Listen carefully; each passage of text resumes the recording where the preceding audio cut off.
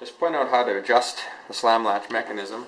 As you can see on the inside, there's 4 bolts that hold this plate on. So to make the adjustment, what you're doing is you're bringing this claw in or out, which will change where it sits in relation to the ramp.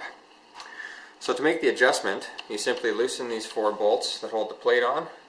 This is your adjustment screw.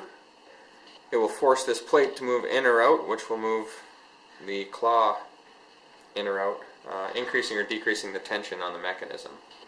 Loosen the 4 screws, make your adjustment, tighten it back up, close it so that it's locked and solid.